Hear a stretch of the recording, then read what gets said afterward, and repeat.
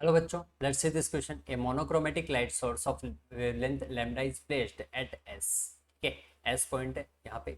ठीक है, three slits S1, S2 and S3 are equidistant from source and point P on screen. ठीक है, data given है S1P. ठीक है, S1P minus S2P is equal to lambda by 6. ठीक है, and S1P minus S3P is equal to 2 lambda divided by 3. ठीक है, another data. ठीक है, if I be the intensity at point P when only one slit is open. ठीक है, the intensity at P when all the three slits are open. Clear है यहाँ पे. ठीक है, डाटा गिवन है बेटा अपन को S1P minus S3P is equal to 2 lambda divided by 3. It means S1P ये वाले डिस्टेंस और S3P यहाँ से लेके ये वाले डिस्टेंस, इसके बीच में जो पाथ डिफरेंस है वो है 2 लैम्डा डिवाइडेड बाई 3. क्लियर है यहाँ पे. ठीक है, अगर अपन फेज डिफरेंस कैलकुलेट करें, किसके थ्रू फेज डिफरेंस कैलकुलेट करें, 1 और 3 के बीच में फेज डिफरेंस कैलकुलेट करें तो पाथ डिफरेंस अपने पास है. फेज डिफरेंस कितना आएगा, 2 pi divided by lambda into path difference, 2 lambda divided by 3 into 2 क्यों लगाए यहाँ पे, क्योंकि यहाँ से लेके यहाँ तक की डिस्टेंस और S1 से लेके S की जो डिस्टेंस है वो सेम है. ठीक है, इसलिए यहाँ पे अपन ने 2 से मल्टीप्लाई कर दिया. क्लियर है, इसको कैलकुलेट करते हैं. लैम्डा से लैम्डा कैंसिल आउट. ठीक है, phase difference between 1 and 3 is equal to 8 pi divided by 3. इसको अपन 2 pi plus 2 pi divided by 3 भी लिख सकते हैं. ये इक्वेशन नंबर फर्स्ट. क्लियर है यहाँ पे. ठीक है, अनदर अपन को डाटा गिवन है, अनदर डाटा गिवन है S1P minus S2P is equal to lambda divided by 6.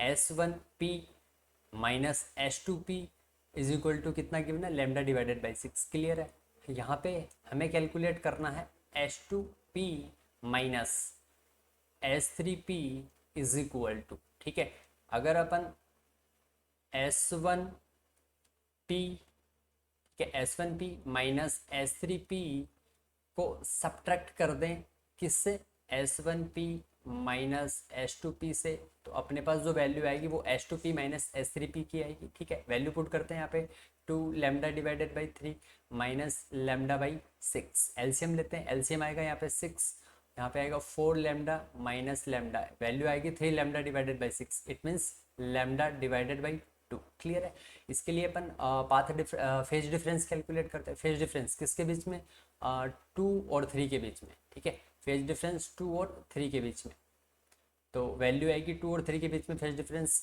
2 pi divided by lambda into path difference. Path difference है यहाँ पे लेमडा डिवाइडेड बाई 2 इंटू 2 क्यों कंसिडर किया, वापस से यहाँ पे ये वाली जो डिस्टेंस है ये इस वाली डिस्टेंस के इक्वल है, S से लेके S2 तक, और S3 से P की जो डिस्टेंस है वो इक्वल है S से S3 की डिस्टेंस के इक्वल है. इसलिए अपन ने 2 से मल्टीप्लाई कर दिया. लेमडा से लेमडा कैंसिल आउट, यहाँ पे 2 से 2 कैंसिल आउट, वैल्यू आ गई 2 पाई. इट मीन्स दोनों क्या है, सेम डायरेक्शन के अंदर है. ठीक है, दोनों के बीच में फेज डिफरेंस कितना आ रहा है, 2 पाई आर, इसका मतलब सेम डायरेक्शन के अंदर है. क्लियर है यहाँ पे. ठीक है, अब यहाँ पे एम्पलीट्यूड एज्यूम अपन, ये दोनों के दोनों सेम डायरेक्शन में है, तो फर्स्ट की वजह से अगर एम्पलीट्यूड ए है तो दूसरे की वजह से जो एम्पलीट्यूड है वो भी है, और दोनों की डायरेक्शन क्या बेटा, सेम है. क्लियर है. ठीक है, इन दोनों की वजह से जो नेट आएगा वो कितना आएगा, 2a आएगा. क्लियर है. अब सेकंड जो अपन ने यहाँ पे फेज डिफरेंस कैलकुलेट किया वो 2 pi plus 2 pi divided by 3 है. क्लियर, 2 पाई का मतलब एक 1 कंप्लीट साइकिल.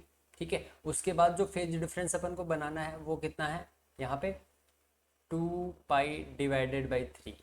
ठीक है, एम्पलीट्यूड की वैल्यू है a. ठीक है, इन दोनों की हेल्प से नेट एम्पलीट्यूड अगर अपन कैलकुलेट करें तो अपने पास आएगा a net is equal to under root. ठीक है, अंडर रूट a1 की वैल्यू को अपन 2 ले लेते हैं, 2a ले लेते हैं, तो 2a का होल स्क्वायर प्लस a2 की वैल्यू को a कंसिडर कर रहे हैं, a का whole square is plus 2 into 2a into a into दोनों के बीच में जो फेज डिफरेंस है उसकी वैल्यू कितना है, cos 2 pi divided by 3. Clear है, इस वैल्यू को कैलकुलेट करते हैं. Then a net is equal to under root, अपने पास आएगा 4a स्क्वायर. ठीक है, plus a square plus 4a square, cos 120 की वैल्यू है, माइनस का हाफ होता है. ठीक है, इसको कैलकुलेट करेंगे तो वैल्यू आएगी √3 × A। क्लियर है यहाँ पे, ठीक है।